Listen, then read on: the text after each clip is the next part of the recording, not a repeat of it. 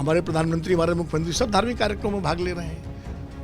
मतलब वो तो उसका कोई अब व्यवहारिक रूप से कोई उसका मतलब नहीं रहा, सब भाग ले रहे हैं और चादर भी भेजते हैं अजमेर शरीफ। परिवर्तन जो हुए थे ये असामान्य परिस्थितियों में हुए थे और दोनों गलत थे। आज की डेट में इसका कोई इशू ही नहीं है, ये नॉन इशू है जिसको कि हम जबरदस्ती, आरएसएस का बहुत प्रिय एजेंडा है उस पर बात करना। अगर हम धर्मनिरपेक्षता वाले मामले पे कहें, जब कांग्रेस आती है तो वो क्या धर्मनिरपेक्ष सरकार होती है? वो मुस्लिम अपीजमेंट नहीं करती है। इस पर बहस होनी चाहिए, चर्चा होनी चाहिए, इसमें आपत्ति क्या है? क्योंकि अगर ये दो शब्द बिना किसी चर्चा, बिना किसी बहस के किसी संविधान की मूल आत्मा को अगर बदला गया है, अगर उस पर चर्चा में भी आपको अवरोध पैदा करना है। संविधान निर्माताओं के विपरीत और इसके इतने घातक परिणाम हमारे देश में आए सेकुलरिज्म के नाम पर। आज तो बात ठीक है, लेकिन एक समय मैंने देखा है कि नेता लोग मंदिरों में पूजा करने से बचते थे कि हम एंटी सेकुलर कहा जाएंगे। घर में चुपचाप पूजा कर लेना है, बाहर दिखाना नहीं है, चंदन करना है। नमस्कार, स्वागत है आप सभी का। आप देख रहे हैं आपका पसंदीदा कार्यक्रम खबरों के खिलाड़ी। खबरों को गढ़ने वाले, खबरों को हर पहलू को बनाने वाले, रचने वाले इस कार्यक्रम का हिस्सा होते हैं। मेहमानों का परिचय करा के तब विषय पर जाऊंगी। पूर्णिमा त्रिपाठी जी हमारे सामने सबसे आगे की सीट पर बैठी हैं, उनके बगल में रामकृपाल जी दिख रहे हैं, राजकिशोर जी हैं, अनुराग वर्मा जी हैं, अवधेश कुमार जी हैं, आंकड़ों के जानकार और अपनी बात मजबूती से रखने वाले, और विनोद अग्निहोत्री जी भी हमारे साथ मौजूद हैं। सभी वरिष्ठ पत्रकारों के साथ इस कार्यक्रम की शुरुआत कर रहे हैं। बिहार में चुनाव से पहले चुनाव आयोग ने नई वोटर लिस्ट पर काम करने के लिए 1 महीने का समय मांगा, जिस पर कि सवाल उठने लगे। उसी बीच दत्तात्रेय होसबोले ने धर्मनिरपेक्षता की बात कर दी और संविधान को लेकर फिर चर्चा शुरू हो गई। विस्तार बहुत ज्यादा इस विषय का है, लेकिन फिर भी छोटे छोटे नोट्स के साथ कार्यक्रम की शुरुआत करते हैं। देखिए, ये संघ परिवार का शुरू से इसको लेके एक आपत्ति रही है कि संविधान में जो शब्द हैं धर्मनिरपेक्षता और समाजवाद, ये आपातकाल के दौरान जोड़े गए। उनका एक पहले जो मूल संविधान उसमें शब्द नहीं थे, तो लगातार रहा है। लेकिन सरकारें बदली, कांग्रेस की भी सरकार रही, अटल जी की सरकार भी रही है, मोदी जी की सरकार 11 साल से है, तो कभी इस पर इसको बदलने की बात नहीं आई, बीच बीच से उठता रहा। लेकिन दत्तात्रेय जी ने बोल करके इसको एक राष्ट्रीय बहस जन्म। अब शिवराज सिंह चौहान भी बोले, हाँ, सुधांशु त्रिवेदी भी बोले। तो ये अब सवाल ये है कि जब संयुक्त राष्ट्र संघ में भारत में धार्मिक स्वतंत्रता को लेकर के कोई रिपोर्ट आती है, चर्चा होती है, तो भारत के जो स्थायी प्रतिनिधि हैं या जो भी प्रतिनिधि हैं वो तुरंत कहते हैं कि देखिए, हमारे संविधान में धर्मनिरपेक्षता जो है हमारे संविधान में लिखी हुई है, हमारे उसमें जो है उसकी जो प्रस्तावना है उसमें लिखी हुई, प्रेम्बल में है, तो हमारे कैरेक्टर पर आप डाउट मत कीजिए। तो आप उसको हटा करके अंतर्राष्ट्रीय स्तर पर क्या मैसेज देना चाहते हैं भाई, ये समझ। और दूसरा, हटाए ना हटाएं भाई, या तो आप फिर पूरा प्रेम्बल बदलने की बात कर रहे हो, उसमें धर्मनिरपेक्षता समाजवाद हटा करके। भाई समाजवाद क्या है? ये समाजवाद सोवियत यूनियन का समाजवाद नहीं है, ये समाजवाद इंक्लूसिविटी का समाजवाद है। ये जिसको हम सामाजिक न्याय भी कहते हैं, जिसको अगर भारतीय जनता पार्टी की भाषा में कहें तो समतामूलक समाज भी कह सकते हैं। तो समाजवाद, भारत में समाजवाद का अर्थ वो मार्क्स और लेनिन का समाजवाद नहीं है, ये गांधी, लोहिया, आचार्य नरेंद्र देव का समाजवाद है, जिसमें दीनदयाल उपाध्याय का एकात्म मानवतावाद भी आता है। ये उस तरह की चीज़ है। और धर्मनिरपेक्षता की बात है तो उसको पंथ निरपेक्षता कहा जाता है, वो शायद पंथ निरपेक्षता शब्द भी है क्योंकि धर्म की अलग व्याख्या है। तो पंथ निरपेक्षता या सर्वधर्म समभाव, दो चीज़ें हैं। कहा जा सकता है कि सर्वधर्म समभाव रखना चाहिए, तो यानी फिर जो प्रधानमंत्री या मुख्यमंत्री हो तो उसको हर धार्मिक करते हैं, उसको फिर ईद में भी जाना चाहिए, मस्जिद भी जाना चाहिए, उसको चर्च भी जाना चाहिए, मंदिर भी जाना चाहिए, और उसको क्या कहते हैं वहाँ गिरजाघर भी जाना चाहिए, और वहाँ भी जाना चाहिए, गुरुद्वारा भी जाना चाहिए। पारसियों के कुछ सर्वधर्म संभाव तो तभी होगा ना। और अगर निरपेक्षता है तो निरपेक्षता का मतलब है कि आप जब तक संवैधानिक पद पर हैं तब तक अपनी आस्था का सार्वजनिक प्रदर्शन न करें। अकेले में आप चाहे माला जपें, चाहे नमाज पढ़ें, चाहे बाइबल पढ़ें, जो भी करें। और जब आप प्रधानमंत्री, राष्ट्रपति या मुख्यमंत्री के रूप में हो तो आप अपने को इन धार्मिक गतिविधियों से सार्वजनिक रूप से दूर रखें। निरपेक्षता का मतलब ये। लेकिन आज के समय हमारे प्रधानमंत्री, हमारे मुख्यमंत्री सब धार्मिक कार्यक्रमों में भाग ले रहे हैं। मतलब वो तो उसका कोई अब व्यवहारिक रूप से कोई उसका मतलब नहीं रहा, सब भाग ले रहे हैं और चादर भी भेजते हैं अजमेर शरीफ। तो इसलिए मैं कहता हूं कि इस बहस को मैं कोई बहुत तार्किक आवश्यक बहस नहीं मानता हूं। दत्तात्रेय होसबोले के बाद जरूर निश्चित तौर पर शुरू हो गई है एक तरीके से अगर देखा जाए तो। रामकृपाल सर, धर्मनिरपेक्षता की बात या अमेंडमेंट जो हुआ था इमरजेंसी के बाद, उसको एक नई चर्चा की शुरुआत हुई है। एक छोटा सा इस पर आपसे टिप्पणी चाहूंगी। ये जो होसबोले ने कहा है, मैं आज की तारीख को बताऊं, संविधान का प्रिएम्बल, पहली बात तो यह है कि जब पूरी संविधान सभा बैठी हुई थी, एक से एक विद्वान लोग थे, नेहरू जी, अंबेडकर, सारे लोग, और बाकायदा इन शब्दों पर भी बहस हुई थी। उन लोगों ने जो चीज़ें नहीं ली, उस पर बदलाव प्रियम्बल पर कब हो रहा है? जब पार्लियामेंट में सिर्फ एक पार्टी थी, पूरा अपोजिशन जेल में था। ये जो लोग आज बातें कर रहे हैं, इन सब लोगों ने, चूंकि मैं 74 से मैं उस समय गवाह रहा हूं, इस संविधान संशोधन का विरोध आज का पूरा विपक्ष और पूरा सत्ता पक्ष इस बात पर एकजुट थे कि यह गलत हुआ है। वो दिन याद कीजिए, चाहे आडवाणी से लेकर के फर्नांडिस तक और सबसे लेकर सारे लोग कहते थे कि ये फ्रॉड है, क्योंकि इमरजेंसी में विपक्ष की अनुपस्थिति में उसके नेताओं को जेल में डाल के यह संशोधन किया गया, जोड़ा गया था। तो जिसको आज हम मैं ये नहीं कह रहा हूँ, मैं आपके सामने तथ्य रख रहा हूँ। आज जो लोग इसका विरोध करते थे, किसी कीमत पर नहीं हमें स्वीकार्य होगा, क्यों नहीं बदल पाए, उसका एक कारण रहा।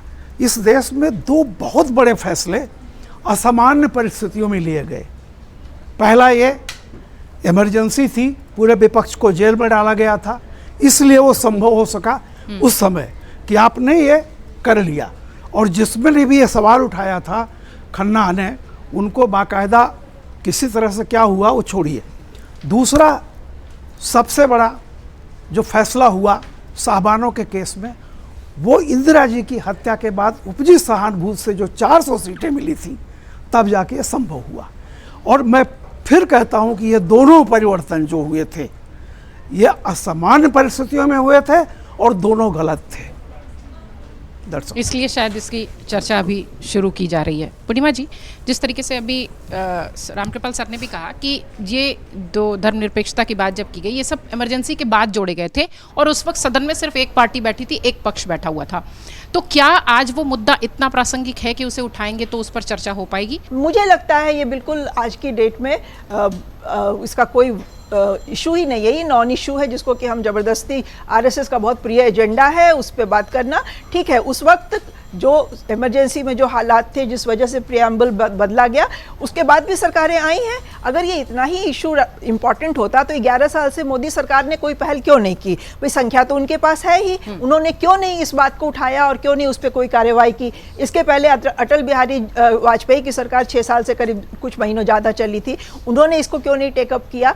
तो इसको तो मुझे लगता है कि इतना ही अगर इम्पॉर्टेंट है आरएसएस के लिए, और अब तो उसमें शिवराज सिंह चौहान की आवाज़ भी शामिल हो गई है, मतलब बीजेपी का भी एक बड़ा तबका है जो उसको सपोर्ट करता है, तो सरकार को मुझे लगता है कि अपना मत बिल्कुल क्लियर करना चाहिए। और अगर कोई चाहता है तो इस पर पार्लियामेंट में बहस जरूर होनी चाहिए। सरकार की मंशा भी साफ हो जाएगी कि वो धर्म निरपेक्ष चाहते हैं, पंथ निरपेक्ष चाहते हैं, या कि हिंदू राष्ट्र बनाना चाहते हैं। फॉर ऑल प्रैक्टिकल पर्पसेज आज हमारी व्यवस्था न धर्म निरपेक्ष है न पंथ निरपेक्ष है। हमारे प्रधानमंत्री राम मंदिर का उद्घाटन करते हैं, तरह तरह के दूसरे धार्मिक आयोजनों में शामिल होते हैं, तो वो चीज तो आज की डेट में बेमानी हो गई है। सरकार को इसको ऑफिशियली क्लियर कर देना चाहिए। और जहां तक समाजवाद का सवाल है, भाई समाजवाद तो हमारे देश में बहुत पुरानी एक अवधारणा है, वो कोई साम्यवाद नहीं है, मार्क्स वाला संवादवाद वो साम्यवाद नहीं है जो चीन और रूस में था। समाजवाद है जो आर्थिक सामाजिक समानता की बात करता है।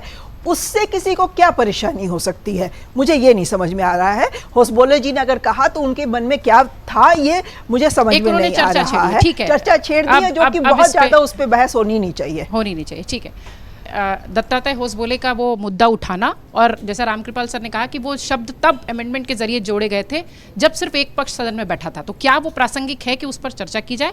देखिए, जो दो शब्दों को हटाने की बात हो रही है, ये एक जैसे आर्टिकल 370 थी कश्मीर में, 370 के कश्मीर का एक तरह से सिर्फ मनोवैज्ञानिक असर था, इसके अलावा वहां पे सब कुछ बदल चुका ही था जब हटाई गई है।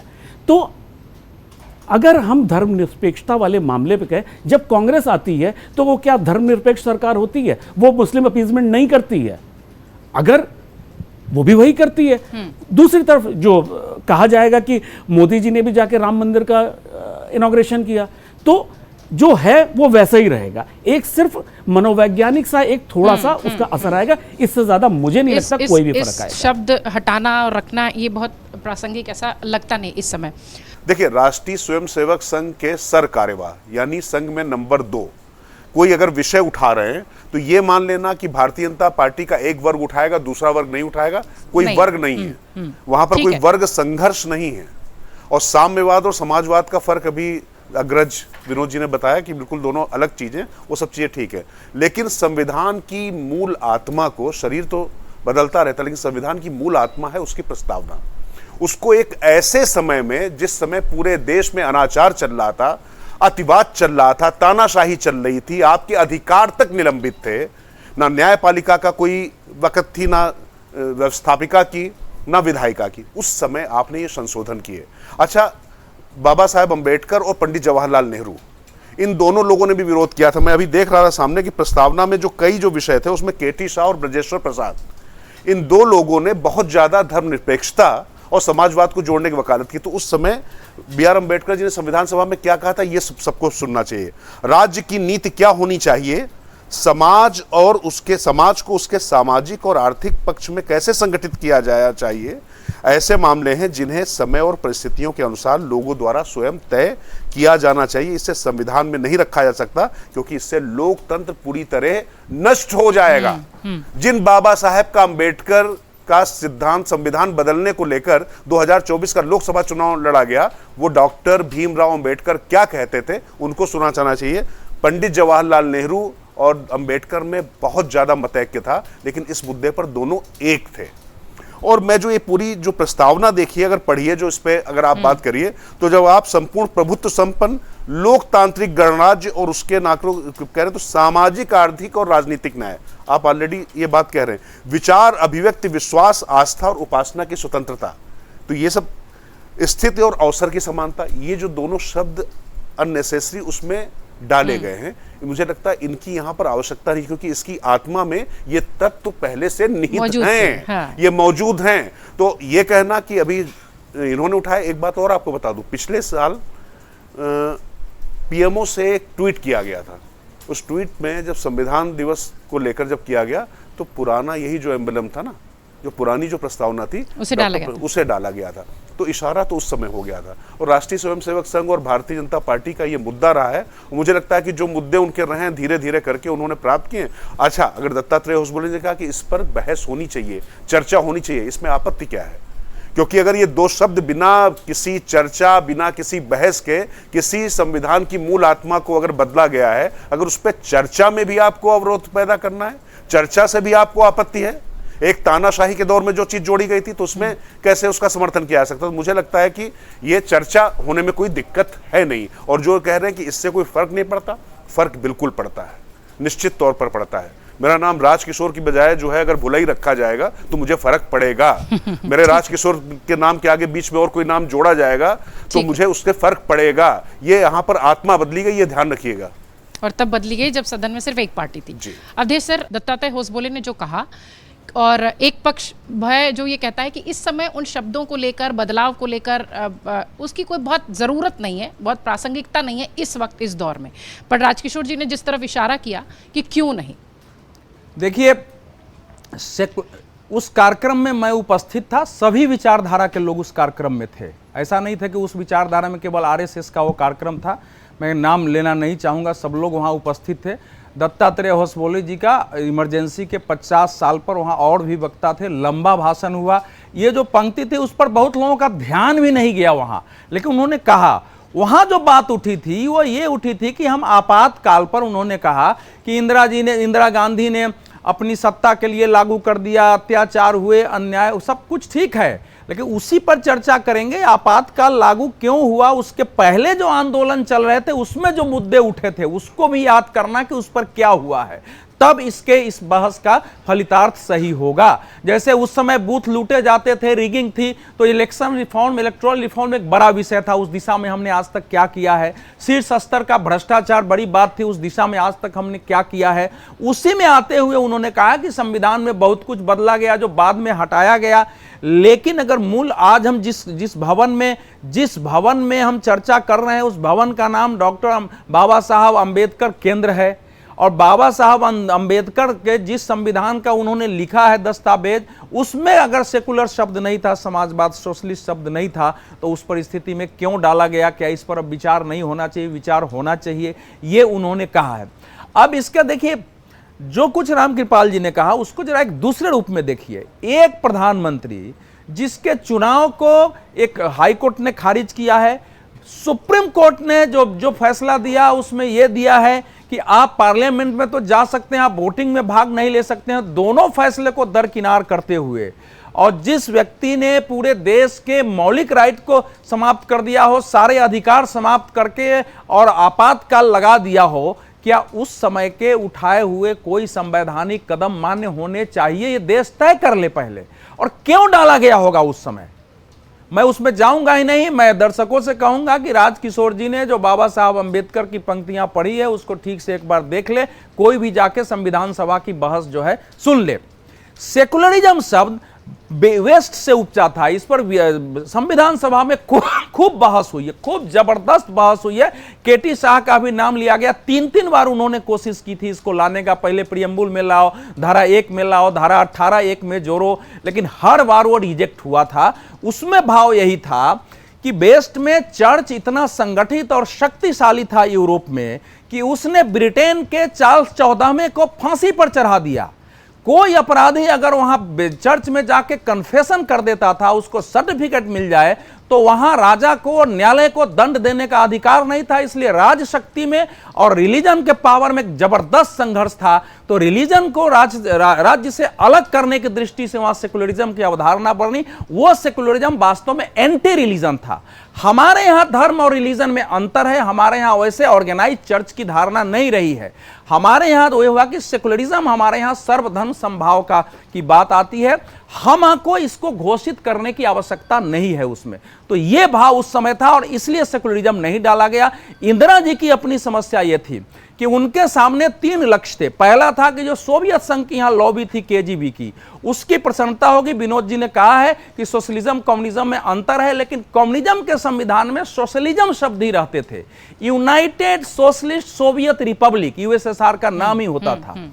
ये चाइना में रिपब्लिक ऑफ चाइना था, वियतनाम सोशलिस्ट रिपब्लिक घोषित हुआ था, ऐसा ही होता था वो। तो वो शब्द उस समय यूनाइटेड स्टेट्स से लिया गया। सेकुलरिज्म की अवधारणा, उसकी जो विदेशी, उसमें उनके हिसाब से उनकी समझ में आएगी, देश में बाकी को कॉमनल साबित किया जाए जो हो, और साथ साथ जो समाजवादी धारा है उसमें ब्रेक लगाया जाए, क्योंकि सोशलिज्म सेकुलरिज्म के नाम पर इसको तोड़ा जा सकता है। उसके परिणाम हमने देखे कि जनता पार्टी में क्या असर हुआ, और बहुत सारे लोग 352 के परिवर्तन में साथ हुए, 42वां संशोधन और बदल गया, लेकिन सेकुलरिज्म सोशलिज्म पर समाजवादी धारा बदलने के लिए तैयार नहीं हुआ, इसलिए उनको उसका लाभ मिला है। तो ये निहायत ही भारत की अवधारणाओं के विपरीत, संविधान निर्माताओं के विपरीत, और इसके इतने घातक परिणाम हमारे देश में आए सेकुलरिज्म के नाम पर। आज तो बात ठीक है, लेकिन एक समय मैंने देखा है कि नेता लोग मंदिरों में पूजा करने से बचते थे कि हम एंटी सेकुलर कहा जाएंगे, घर में चुपचाप पूजा कर लेना है, बाहर दिखाना नहीं है, चंदन करना है, एंटी सेकुलर हो जाएगा, भगवान का नाम लेना, ऐसी धारणा बन गई है। और यही सेकुलरिज्म का परिणाम है कि जब मुर्शिदाबाद में हिंदुओं पर हमले होते हैं, और करने वाले सारे मुसलमान नहीं होते, लेकिन अगर मुस्लिम है तो इस देश का कोई पॉलिटिशियन उसमें खड़ा नहीं होता है साथ में। तो ऐसे सेकुलरिज्म को खत्म होना चाहिए। दत्ता जी ने जो कहा है उसमें खत्म होने की बात नहीं, ठीक से बहस की बात है। बहुत सारी चीजें बची भी है सबके पास, लेकिन समय की थोड़ी सी कमी है। नया मुद्दा आरएसएस के सरकारेबा दत्तात्रेय होसबोले ने उठाया है कि 2 शब्द जो संविधान की आत्मा में एक तरीके से जोड़े गए थे, उनकी क्या आवश्यकता थी। ये एक जो विषय इस वक्त देश में चर्चा का मुद्दा बन रहा है वो कितना एक्सटेंड होगा, वो देखने वाली बात होगी। और सबसे महत्वपूर्ण ये कि ये विषय आपके और हमारे जीवन को कितना प्रभावित करेगा, सोशल तौर पर, पॉलिटिकल तौर पर, राजनीतिक तौर पर, इसका असर कितना होगा, ये भी देखने वाली बात होगी। आप सब मेहमानों का बहुत धन्यवाद। आप सबका भी कार्यक्रम देखने के लिए बहुत धन्यवाद। कमेंट बॉक्स आपके लिए खुला हुआ है, सवाल का इंतजार है। शुक्रिया।